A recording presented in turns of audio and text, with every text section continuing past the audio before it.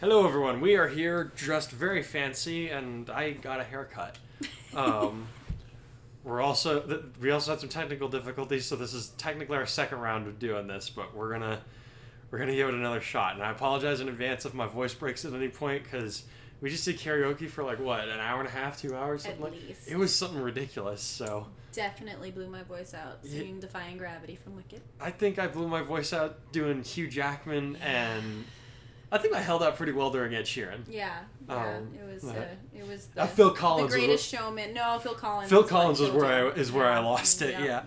That guy's hard to sing too. Mm-hmm. But, all right. Anyway. So we dressed up fancy. So yeah, we were gonna change into our PJs, but then we're like, hey, we're recording. Let's just stay. Let's in do something our fancy fun. Clothes. All right. Yeah. Okay. Light Hero Kaiser. Great chapter mate. That surprise attack from Kurai to Yang made me laugh. If Cinder is here, PTSD flashback to the end of Volume 3. Will Mercury and Emerald appear? I know. I tried so hard to get her into that show, and then just as she was getting into it, they killed. Like, I knew it was gonna come because Pyrrhonikos literally translates to the Pyrrhic victory. So like I knew it was gonna happen, but I was just like, damn, that soon, man. That's me. Anyway, yes. Sorry. Rabbit trail, rabbit hole, I should say. Now that I asked that, summons a legion of Blades. This is for Pyrrha, Amber, and anyone else Cinder has killed. That's a lot of people you're summoning blades for, man. Blinks and shakes head. Sorry about that. Got a bit mad at Cinder for a bit. Don't get me wrong. I like her character and I feel sorry for her when she was a kid, but I will never forgive her. Her powers are cool, so there's that. Yep. She's gonna make for a great Honestly, villain in I the don't story. even remember her backstory. I just think her. I don't think we quite got to her backstory. I think we quit before I got into that. But yeah, she's a really cool character design. I love the art more than anything. Yeah. She's a really cool character design. I like her personality as a villain. But yeah, man, she needs to go down. Definitely. Also, if I ever met Cinder, this is what would happen, Mataris. Please read this last bit. All right. Again, my voice is out, so we'll see how this goes. Light sees Cinder standing next to a cliff. So we finally meet. Time for payback. Cinder, payback? That's madness. Light, madness? No, this isn't madness. This is vengeance! Spartan kicks Cinder off the cliff and then summons a legion of blades to send them at Cinder. For Pyrrha! Now that's me. Now it's out of me. Blade Hero Light signing out. Well, thank you for your review. That was funny. I love a good This is Sparta reference, even though I think I saw like the last 30 minutes of 300, and like I think I've seen that scene on YouTube at some point, but yeah, I know I'm an uncultured swine. I know nothing. I love you anyway. All right, thanks, Light Hero Kaiser, Mationitis. Yep. Guest, I think that all of Kurai's symptoms are psychosomatic. I don't think it has anything to do with the quirk reset. He's just terrified of All for One. Please have Kurai face his fears soon. Even let him get kidnapped with Katsuki. That's an interesting suggestion, but I'm going to tell you right now, dude, you're wrong. The blindness is not an effect of psychosomatics. It is a side effect of the new ability that he's developing. Of course he's terrified of All for One. Anybody in their right mind would be. But at the same time, it's like he hasn't had like a chance to like fully grasp like how terrifying the guy is. Like, you know, you kind of get that with Deku. Like when All Might talked to Deku about him, he's like, oh, he must be a real bad guy. But yeah, I'll fight him when the time comes. But then you see that scene where it's like he actually like comes to be in close proximity of him. And everybody's just like, oh my god, we're about to die, and this guy hasn't even seen us. So he hasn't like hit that point, but yes, he is. I think more than Deku, he kind of understands like, oh, this is a bad guy. Like we should be afraid of him. But yeah, he hasn't quite like hit that point yet even. So if he does come into contact with All for One, that should give you a hint as to like, yeah, this ain't gonna go great. Interesting suggestion on him getting kidnapped with Katsuki. You know, we'll just have to see how the next few chapters unfold. Alright, so I don't know if this is the same guest, but like people always say, once the eyes go, the other senses improve. Yeah, that is a part of his of depriving himself of eyesight. for developing this new ability. All right, thank you, guest Joe Thank you. Clone. Alright. Okay. Kurai's got his eyes under control. That is good to know. Echolocation is pretty cool to experiment with. I still think he'd look cool wearing Geordie LaForge's visor, though. Dude, I agree. I love Geordie. I'm not gonna lie, man. I had to look up who that is because give me and then okay. Oh, that's who it is. And I was like, really? You're gonna hate this even more. I only recognized him because Gus dressed up as him in Psych at one point. Really? Yeah.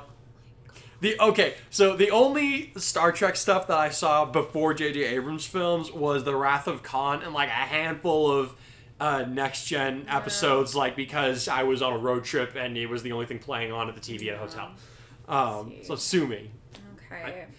Uncultured Swine right here. Next Gen has some very great characters, and Geordie's definitely one of them. I don't know if I like Geordie or Data more. I think Geordie's probably my favorite. Isn't Data like in the new Picard series? I only saw the first episode, and so I have not had that spoiled for me yet. Please don't. Yeah. I don't know. I just thought it had. I thought Data had something to do with the new series. Oh, he has something to do with it. That's for sure. But okay. I'm not giving away anything else. Okay. If you see the trailer, I think you can figure that out. Okay. Haven't seen it. Oh my gosh, it's so. I really want to see that show. You guys, tell me if it's worth it. Someday we'll get HBO. Anyway, sorry. He's already got the scouter, so I think he's tapped out on the visor bit. It would be so cool. But it's for that one specific move. I don't think that's enough to justify a costume upgrade. Okay, fine. But I'm just saying. Alright. Glad he's making it would be something to train with. Yeah, but he's not a Star Trek nerd. It's hard. I don't know. What do you want from me? Now we need a Geordie character. Anybody? Okay, next time you start asking me about quirks, that's what I'm going to suggest. Okay, anyway. Glad that he's making friends with Yang. I like her hero name and how you're putting the White Fang idea into the story. Blake and Deku seem like an oddly cool pairing to train together, and I'm surprised at how well it works.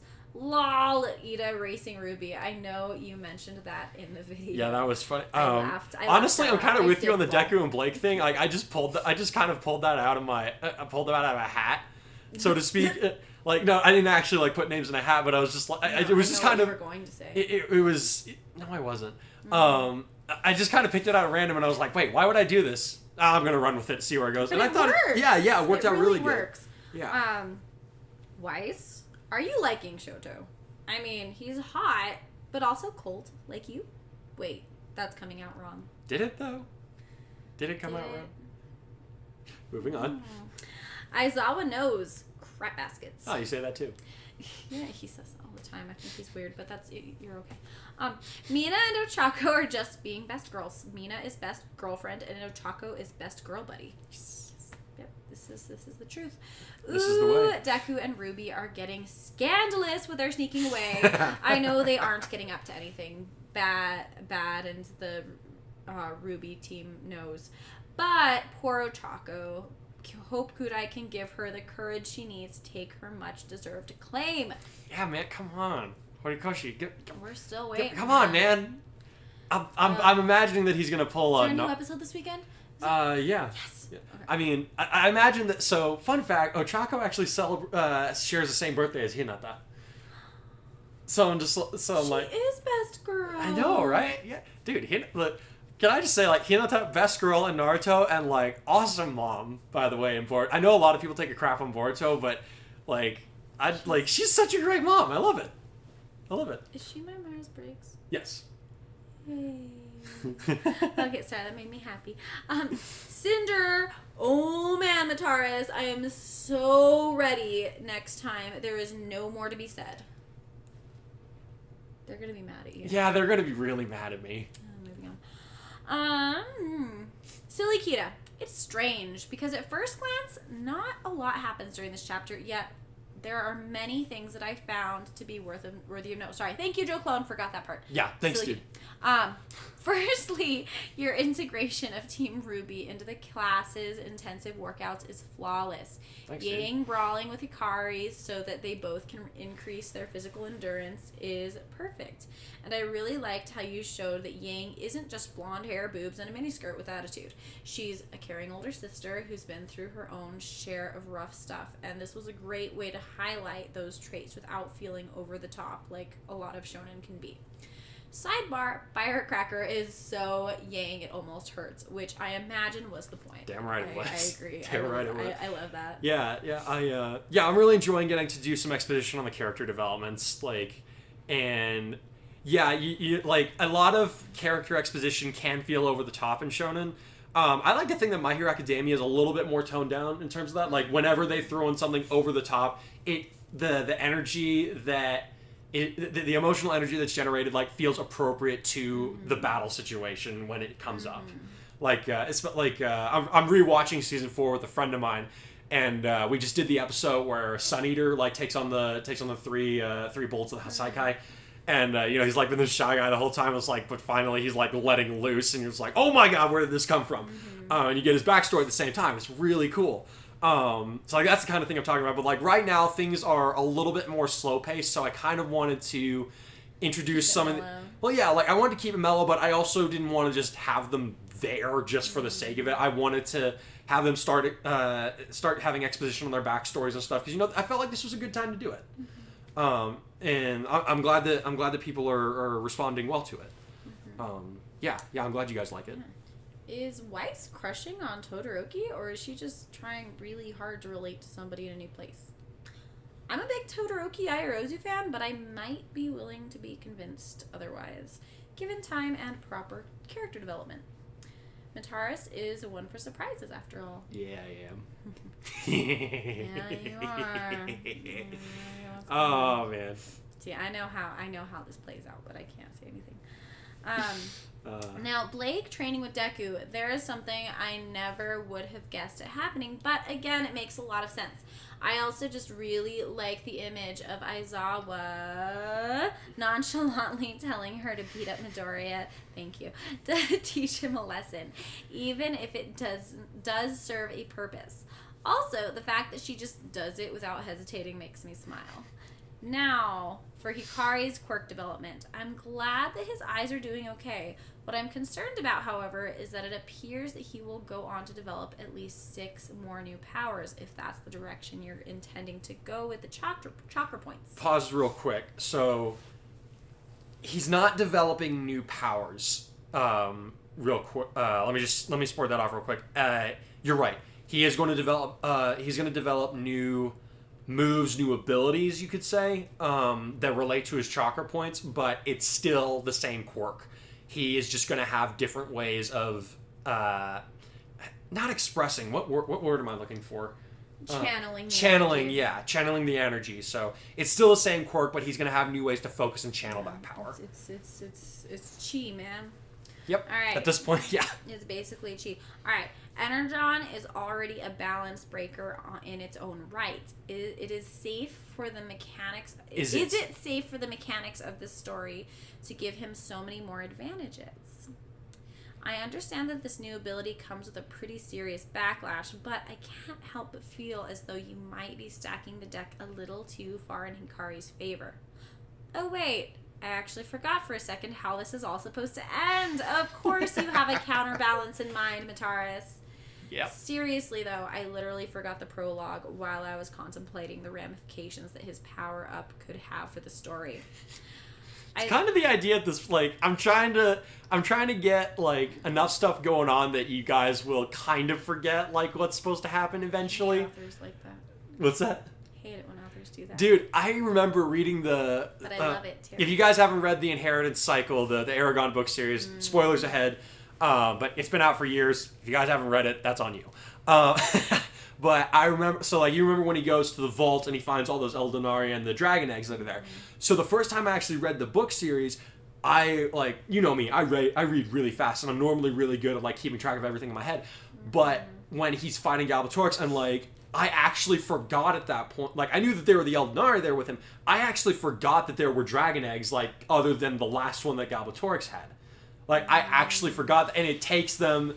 It's like, it takes the moment where it's like the spell is released and he's able to remember it for me to be like, oh, wait, there are other dragon eggs still working? out there. Yeah, it's still working. The monitor goes to sleep, but the computer's still running. I just want to make sure, because I don't want to do it third time. Yeah.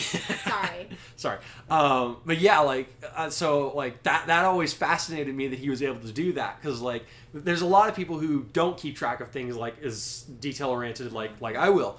But I was like, man, that's really cool. I really want to be able to do that. A lot of authors attempt to do it, and they do it for most of their audience, but people like you who are very analytical... Yeah, that's really difficult for me to surprise you or make you forget things. So it's cool that you're working on it. But yeah, I'm trying to kind of achieve the same level of, like, immersion. Sorry. Aizawa now knows about what happened with the Hikari brothers, and he's being more chill about it than I would have expected. Though, again, it's well within character for him and his line of reasoning. I imagine that on some level, Hikari is relieved that he doesn't have to hide the truth anymore, either. He's got enough on his plate as it is, even if he won't admit it. Yeah, I thought about having Aizawa flip out a little more, but the truth is that if I did have him flip out, it would just lead to Hikari being expelled. I can't have that happen for story reasons, but I also believe that this is the way that he would behave, because, like I laid out in the story, it happened outside of his jurisdiction. It happened under circumstances that were, frankly, beyond most people's control. It was Kurai's decision in the end. And Aizawa was just like, okay, yeah, but I'm going to be keeping an eye on you. I just felt like I honestly felt like that's what he would do. Like, the whole... Like, if he had escalated the whole thing, I honestly feel like that would have been more out of character for him. Mm-hmm. But, yeah, that's a good point to bring up. Ruby and Deku continuing to be besties. I'm all about it, so long as Uraraka still gets her guy. I think it's funny how he's willing to budge on the Todoroki Yairozu thing, but definitely not on this. No, absolutely not. No, I'm with you, man. Deku and Uraraka all the way. Based on that preview and the title for next chapter, I'm hoping that happens soon because I know you're a big time Deku Uravity fan. Yeah, man. Please make it happen. Horikoshi is being mean and making us wait forever. Yeah, man, come on. Yeah. It's gonna pull a Naruto. Yeah, man, that's what I gotta hope for at this point. Cinder Fall is coming in hot. Yeah.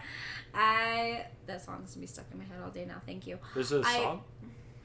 Uncultured swine, have you learned nothing? Moving on. I figured this would happen based on your video, but I'm still excited to see your spin on this delightfully evil villain. She seems to already know Dobby from before the League, or maybe they just hit it off because they both like burning people alive. I must have answers. I'll be real with you, man. You're going to be waiting for a while on those answers, but suffice to say, yeah, they both really like burning people alive. So do they know each other from before this? I'm going to let you wonder on that one, but yeah, they definitely get along. All right, Silver 4700. This one's mine. Thanks, Alikita. Yes, thank you for your review. All right, let's see. Hikari explains his new abilities to Aizawa. Aizawa, Hikari, are you doing drugs? Hikari, sir, winners don't do drugs. Except steroids, in which case, use lots of drugs. Aizawa. Valid. Nice abridged reference. I love it. I love how you haven't, like, had to repeat any of the references either. Like, you just keep coming on it. I wonder how long you can keep this up. This is really good. Okay, sorry. He says, I really like this one. It was a good balance of both plot progression and character interactions, which is always nice. I really like how you're incorporating Team Ruby instead of just plopping them in there. Just having them talk and build, honestly, some pretty believable relationships. All right, cool. Yeah, we kind of talked about that earlier. I'm glad that I'm glad that so many people are liking this. Mm-hmm. I knew this was kind of a gamble, but I'm glad that it's paying off so far. Yeah. Let's see. Which comes to the newest villain of our league. Imagine this. Mina, who are you? Cinder, hippity hoppity, your life is my property. Mina, what? Cinder shoots Mina with an arrow, causing her to disintegrate. Hikari. So, you have chosen death. Probably not going to happen, but that would be an interesting direction for the story to go. You're not wrong. Let's see, where to go? Further, I also really like how you're drawing comparisons between Deku and Ruby. I don't know how I never really commented on that before. Wonder where that might go, considering Ochako. I don't know. Nah, man, Deku or Uravity, all the freaking way. Deku Gravity for days, man. Let's see. Lastly, I can't wait to see how you write/adapt the League of Villains attack. Only one name is more stupid than the League of Villains, and it's Taserface. Except in the League's case, it isn't metaphorical. Dude, Guardians of the Galaxy 2. First one's good. Second one's so much better. Like, I when I was working at Walmart, I like the second one better. Dude, like, when I was working at Walmart a couple years ago, like, they had, like, that was the display movie that they had going on all the TVs, and I didn't get tired of it. Like, I don't know what happened there, but I was just, like, every time, like, a funny scene would come. Poppins, y'all. I'm Mary Poppins, y'all. That's the best part. Excuse me. Let's see. He says, not much to say here, but thanks again for the story. What can I say except you're welcome? I definitely belted that one. I definitely belted that one at karaoke. Side note, thanks for giving my short chapter a read. It actually means a lot. Will. Yeah, dude, you had a really interesting premise on that story. If you guys haven't checked out 4700, so I think I told you about this. Like, it starts like when All Might retires from being a hero. Like, someone's doing some kind of psychic attack on heroes. And like it starts with Mount Lady actually retiring at the same time as All Might, because she kind of comes to realize, wait, I'm not really doing this hero thing for the right reasons. So that was a really interesting premise. So I'm interested to see where you go with that, man. Yeah, that's an interesting quirk. Yeah, man. Yeah. I'm really interested. I'm really interested to see how that plays out. But yeah, thanks for your review. That's the last of the reviews. So I'm gonna go ahead and let the audio chapter play out now. And we'll get back to you guys on the behind the scenes after the fact. So we'll be right back. Oh. Getting old. I feel alive, I'm in a fight. No time to die, pushing my body. Day or night, I'll do what's right. No time to die, can't break my body. I'm taking the right time to figure out what's wrong and make it my own. Can't break my body. A chat about the heart. The sun was high overhead, and once again the Hero Course students of UA were training their bodies harder than they had once thought possible. Kurai had spent his morning trading blows with Yang, and now he stood atop the hill that Pixie Bob had set aside for him, deep in meditation. It was nothing less than difficult to keep his entire focus on the sensation of pushing his energy outward in every direction without actually blasting something, not to mention adapting his other senses to understand what his quirk was telling him in the absence of his eyes. Moving just made it that much harder to keep the outflow of energy going, but he knew that if he was going to have to start trying soon, or else there was no point to learning such a technique if it would paralyze as much as blind him. To that end, Kurai began to practice his basic forms. The kata, the core of his fighting maneuvers that had been drilled into him by his instructor since he was 4 years old. The patterns were like second nature to him after so long, and with the limited space to move around in, it was the best way for him to get used to using the new technique to see whilst in motion. He moved slowly at first, focusing on practicing techniques that would hypothetically involve his opponent rushing at him, which would only require small, precise movements from him at just the right moment. He knew that, for the time being at least, it would not be possible for him to perform more complex moves without breaking his concentration. Gotta focus on what I can do for now, he thought as he jerked his head to the side in order to avoid an imaginary enemy fist, followed by a lightning-fast punch to his opponent's kidneys. After an unknown amount of time had passed and he was getting somewhat comfortable with moving in short bursts, he tried to charge up a Kamehameha, but found that he was not able to do so. The hell? He thought with a frown as he stood up straight, his legs trembling with exhaustion. Why can't I make it? No matter how hard he tried, he could only conjure a small bolt of energy between his palms, nothing like the powerful laser inspired by anime heroes of old. He wasn't out of energy, not by a long shot, even if his body was exhausted from the intense workouts over the last couple of days. He just couldn't seem to get the energon to condense into the form that he wanted, no matter how much power he exuded. This is weird, he thought with traces of worry. I wasn't having this problem yesterday.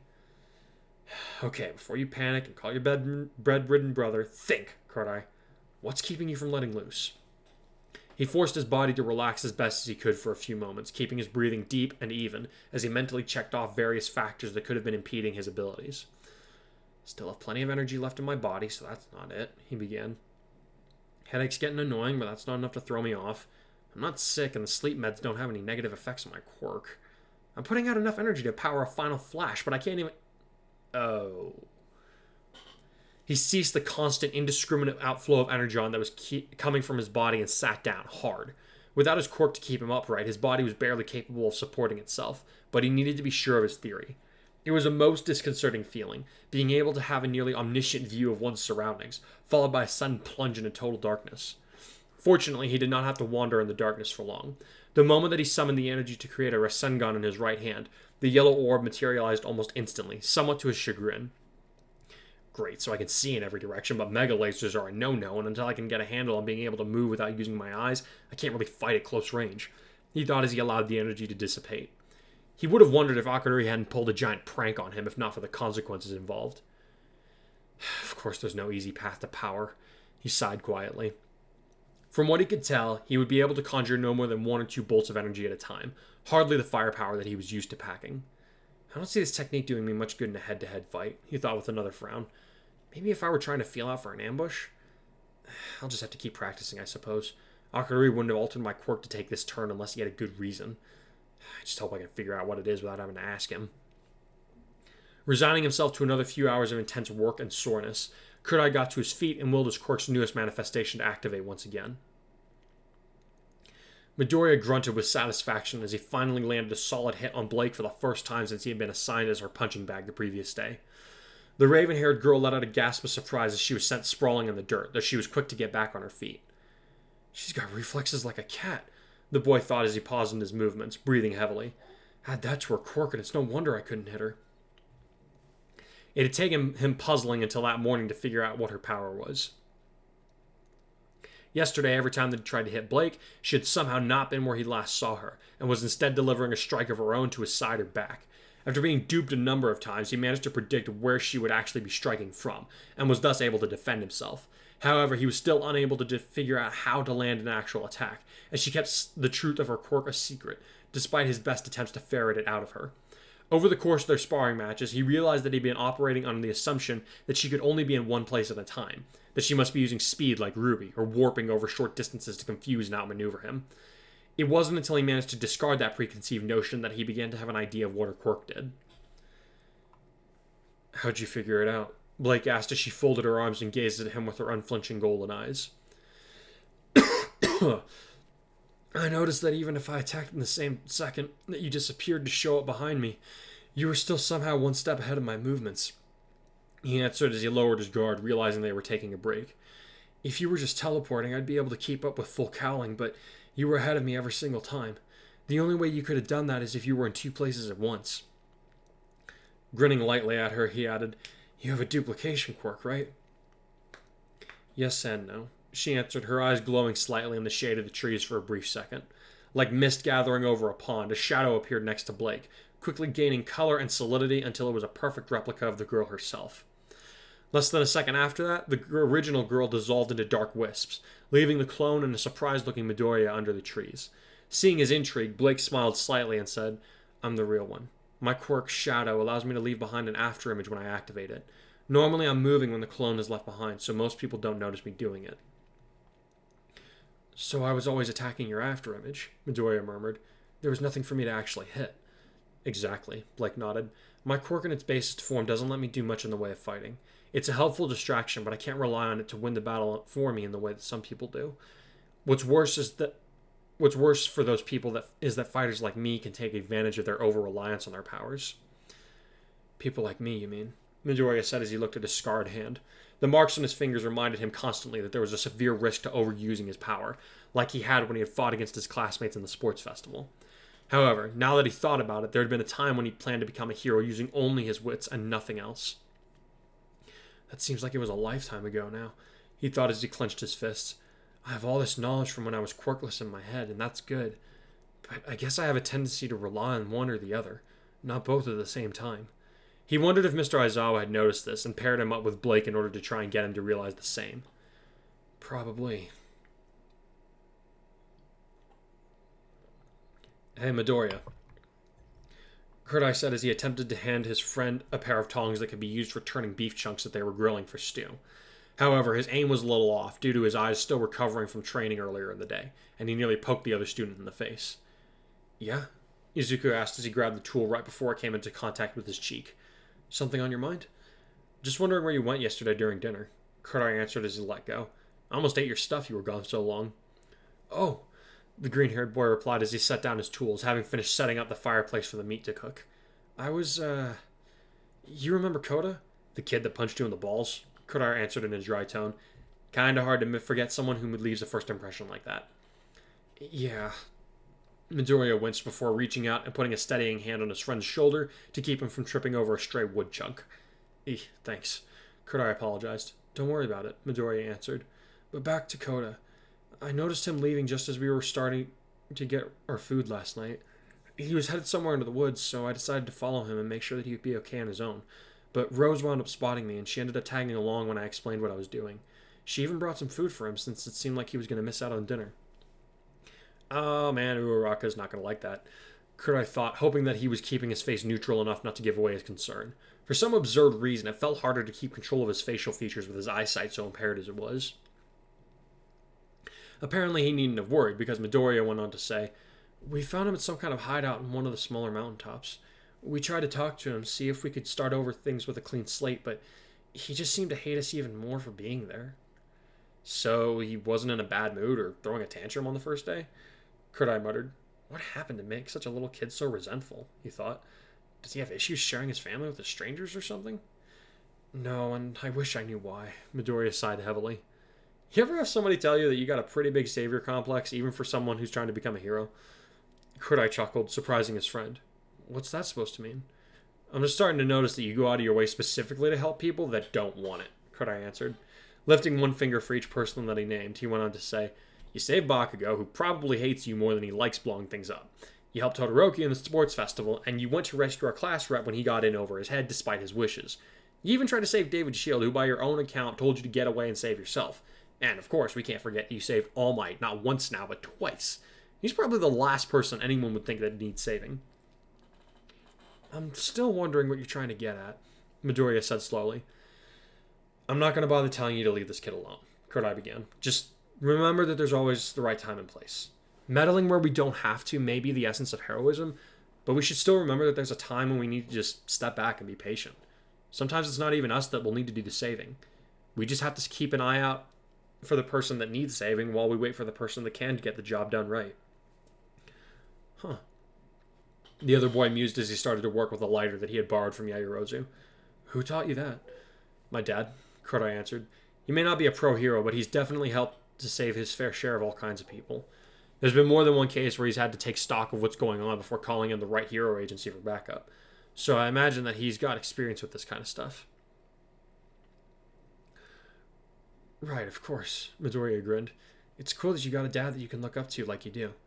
Kurai cocked his head at his friend's silhouette, ready to ask him a question before he realized how insensitive it was, and quickly reversed his thoughts back toward the subject of his own father.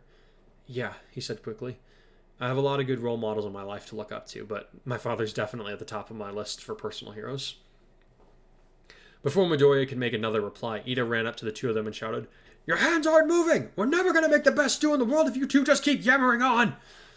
Dude, Midoriya has been building a fire and I can't see, Kurai said as he turned toward the sound of his old friend's voice while holding up his empty hands. I'm as likely to cut off my fingers to slice a potato if I'm anywhere near the cooking tools, and I fell over trying to carry the wood earlier. What exactly am I supposed to do right now? Ah, right, Ida said, sounding apologetic. Sorry, Kurai, I'd forgotten about your quirk's newest side effect. I'll figure something out, he figured as he waved the matter aside, nearly slapping Midoriya in the process. My eyesight should be back to normal by the time it's dark out. Good, then you can be in charge of cleaning the dishes after dinner, Ida declared. Until then, try not to distract our classmates from their jobs. With that, he was gone to resume his work as a potato peeler. He's lucky I can't see where he went, Kurai growled under his breath. I got half a mind to start dismantling those electric screw parts that he calls legs. Sounds like you two are back to normal, Midoriya laughed, bringing a slight smile to his friend's face. Not quite, but I don't want to punch him every time that I see him either, Kurai said quietly.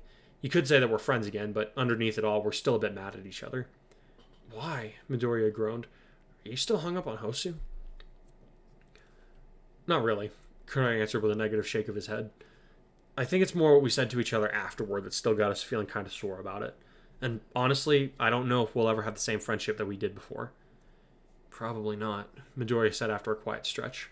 But I hope that someday you'll be even better friends than you were before. Also unlikely, Kurai snorted. Before his friend could berate him, however, he added, You're not the only one who hopes so, Midoriya. You're not the only one who hopes for a better future.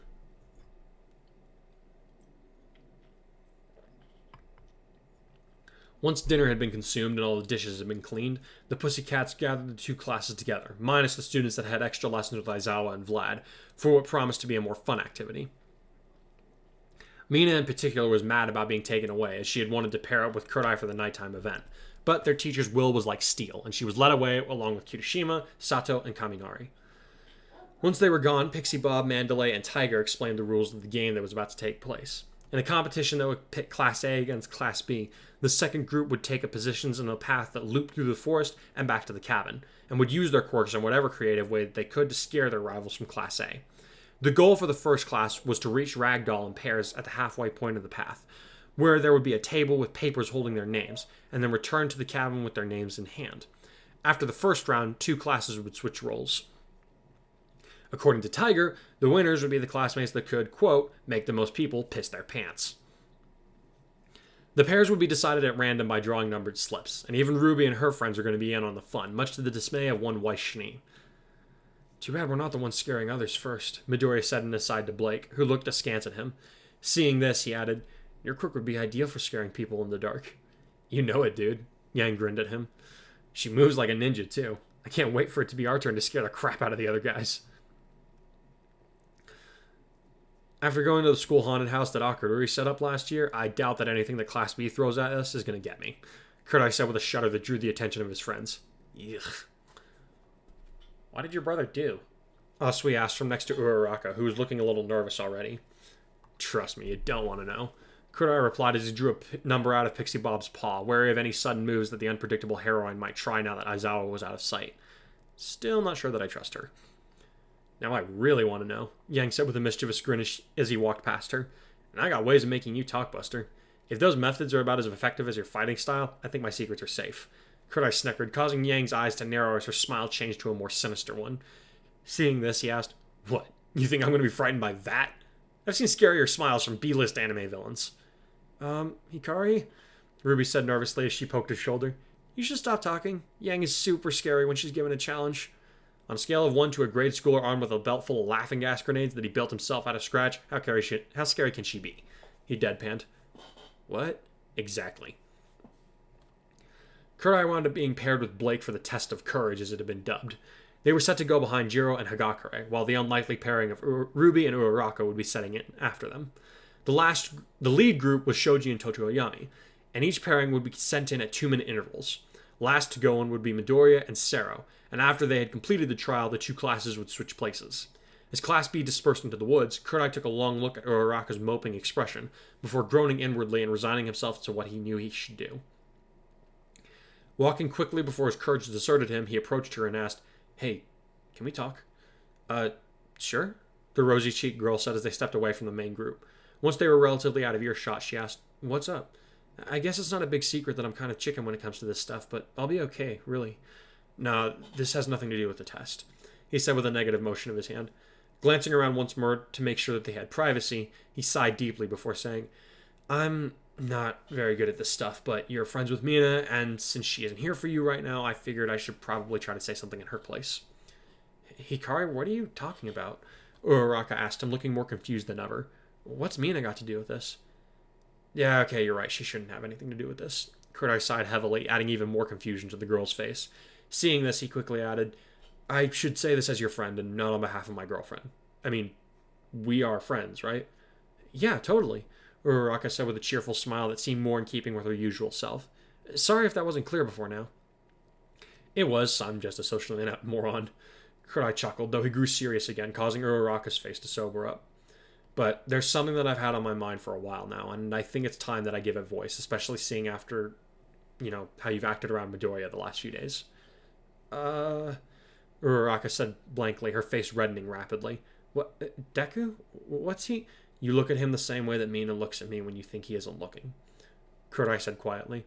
I'm not very aware of other people, granted, but even I can pick up on a few things if I see it enough. Which is saying something, considering that I haven't been able to actually see for half the day. No way. Uraraka started to sputter, but Kurai placed a finger over his lips to indicate that he didn't want raised voices making a scene. Seeing this, she continued in a lowered tone. That's not it at all. If that's true, why does it bother you so much that Midoriya has been spending all time training with Belladonna, or that he made friends with Rose so fast? Kurai countered, causing her to redden further. Why does your face always light up when he comes in the room? And why do you get embarrassed when Mina teases you about him instead of getting mad? Mostly, I just want to know why you keep it hidden from him, Kurai said as he folded his arms. You're torturing yourself needlessly over the guy. You don't get it, Uraraka said in a small voice. I can't. You're right. I don't get it, Kurai agreed with a nod. That's why I'm asking you to explain it to me.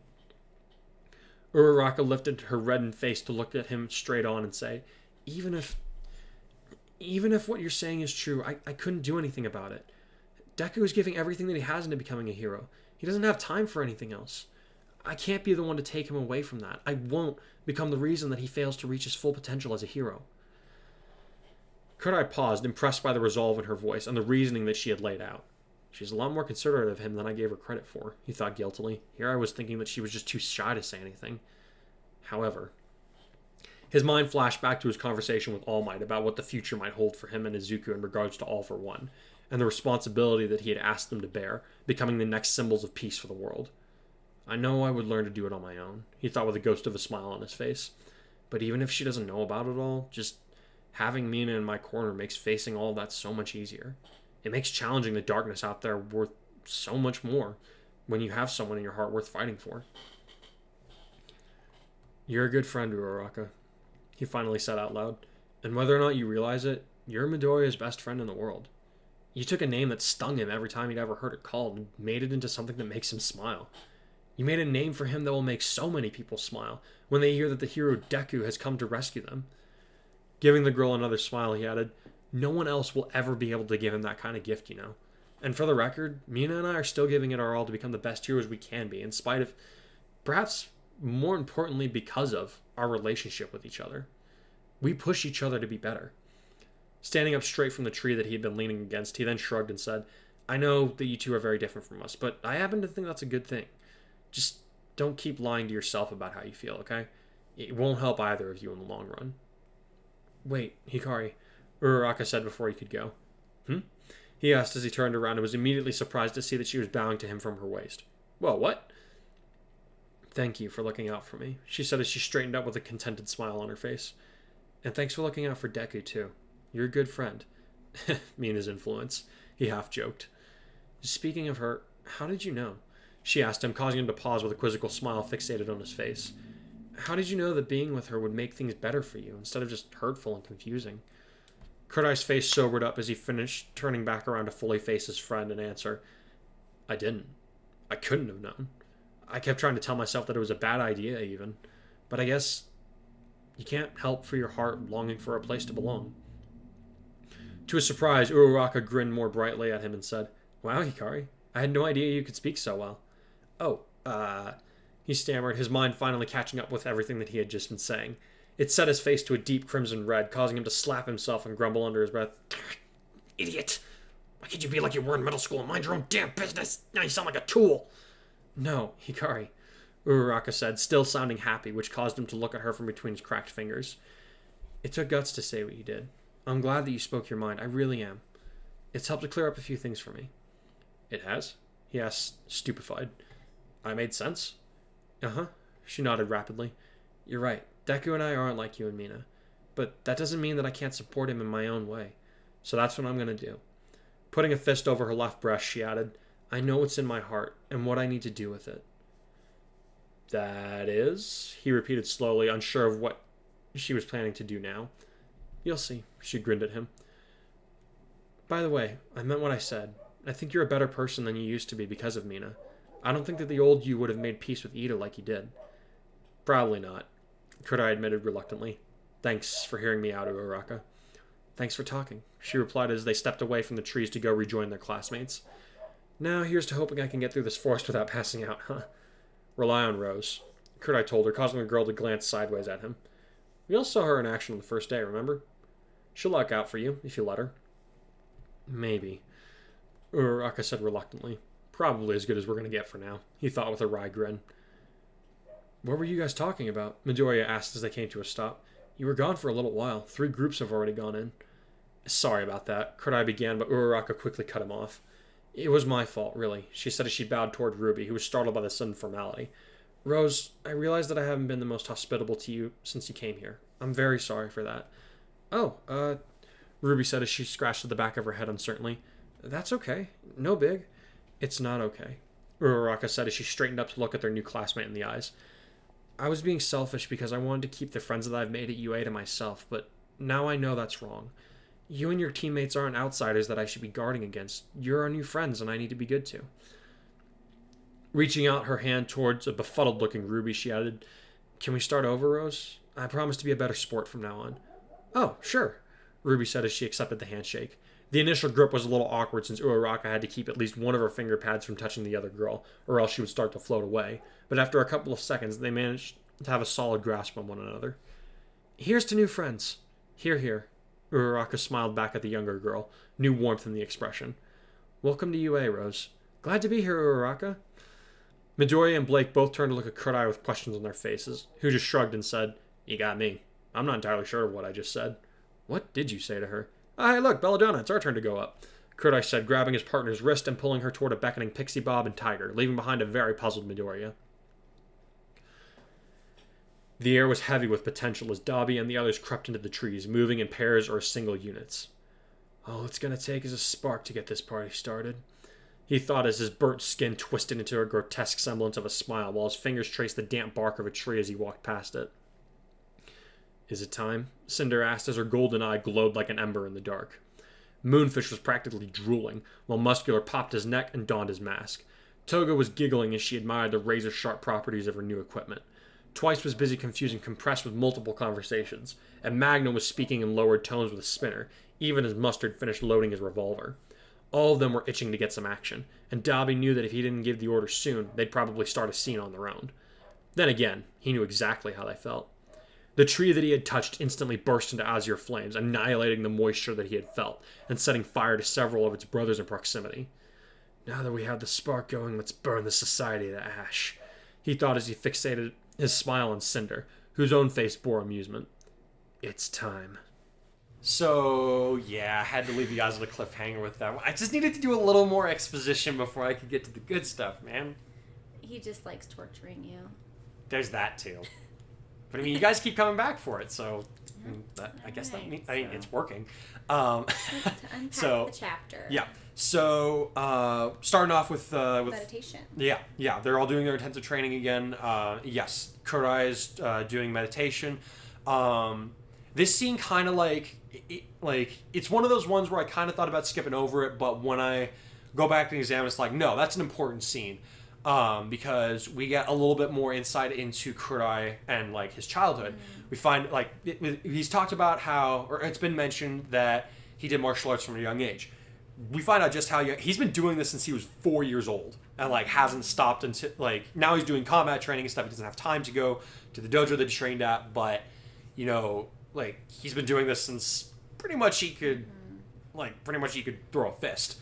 And like I kind of wanted to reinforce the idea. It's like he did not have his power. He did not develop his powers through natural talent. He has had to be incredibly disciplined and thorough in how he develops his abilities and just his body in general.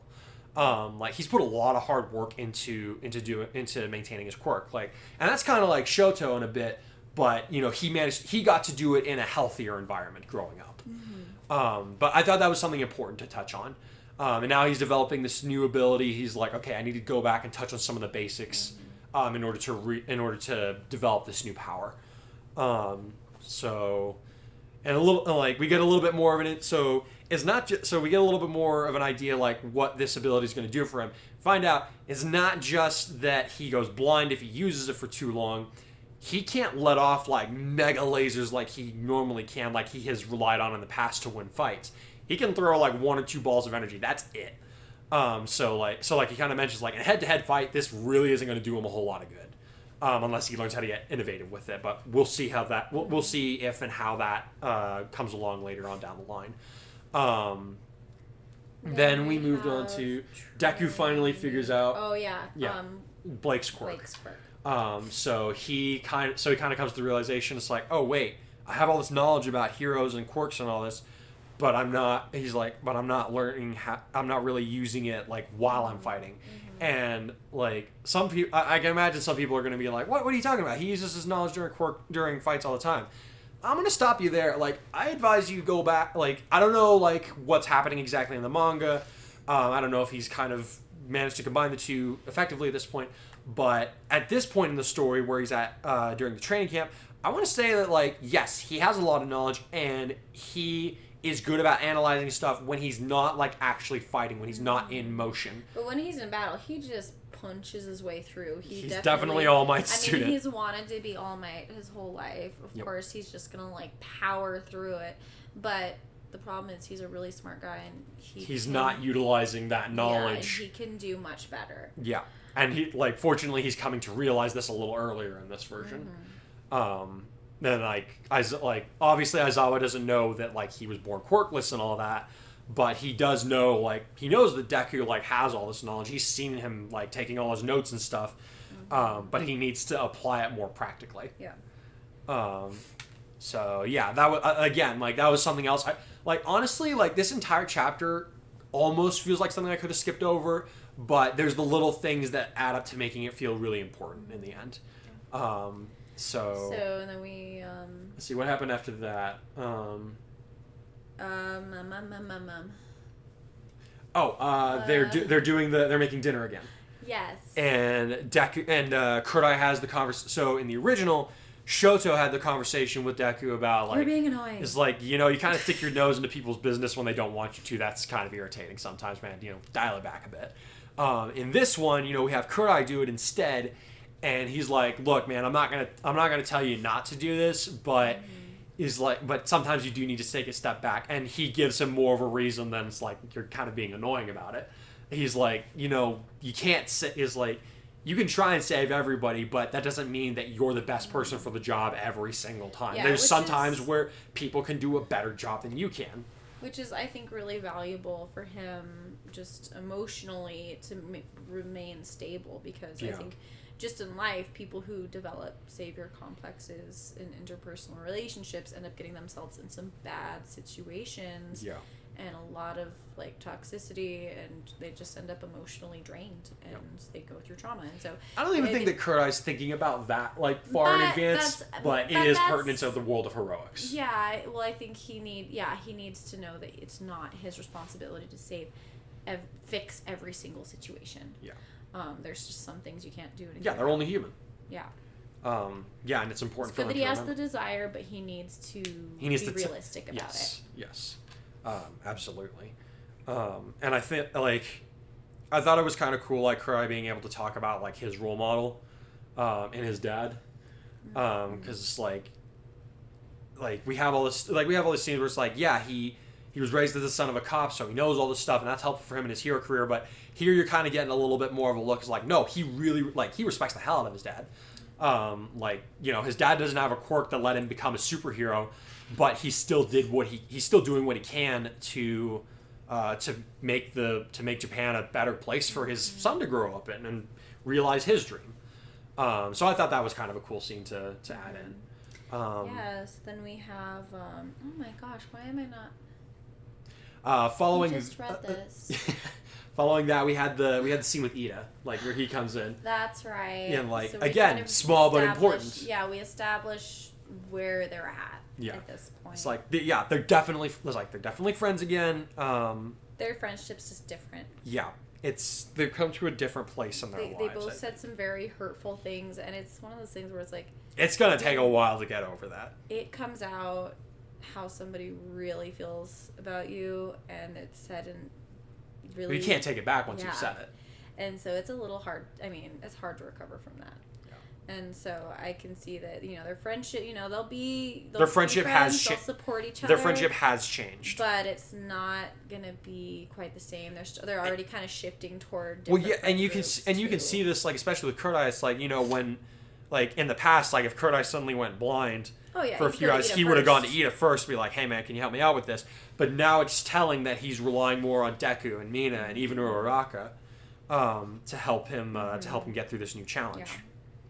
So, and they love each other, but Yeah. they're just Oh, yeah, for they're sure. just gravitating toward different friend groups. Yeah, yeah. It's like, you know, I grew up with growing up with my brothers. It's like, you know, I know that in the end, like, they'll always have my corner stuff, but you know, there's been times when we don't get along like the way that we do. Like, everybody's siblings. We've gone different. We've chosen different paths in life. And like, I'd like to, like, our relationship You guys now are, is really like, good. really close. Yeah, yeah. Like, things are good. Things are good now. Like, I know that if something like really bad happened, I know I could go to them to help me out, and vice versa. But like, they're not the first people that I go to for like certain things, for everything. Yeah. Yeah. Well, I think that's a typical sibling relationship, I think. Yeah, but like, again, I think you guys Kurai have and great- Ida, like, they definitely grew up together, Yeah. like, to regard one another as brothers, and like, they've definitely hit a rough patch in their relationship, but they'll be okay. Yeah. All right. So Let's then see. we're gearing up for the next portion of the camp. A little bit. We had Kurai talk to Ochako. That was the last big thing that happened. That's right. So like, yeah, we got to have Uraraka lay out her feelings. Just like, yeah, you know, I've got these feelings for him, but I don't want to be the reason that he failed to become the best hero that he possibly could be. And Kurai's like, I hear you, but counterpoint, look at me and Mina, and he lays out these reasons why, you know, it might be a good thing. But at the end of it, he's like, look, you do with your feelings what you need to do. And he's like, you know, you guys are very different from me and Mina, and that's a good thing. And I thought it would be kind of cool to like cement this like as a moment where it's like, yeah, we are friends. And like now he knows it's like, okay, I can. He's like, he's kind of laying out the groundwork. It's like, look, if you have problems like this, you can come talk to me and Mina about it. It's like, I don't mind. Like, I want to be your friend. But he's just kind of he kind of has to go a roundabout way about it because he's still a little awkward. But I don't know. What did you think about that whole scene? No, it's good. I think that it kind of goes back to that whole like, it's good to do life together with somebody Who's in a similar stage of life with you. Yeah.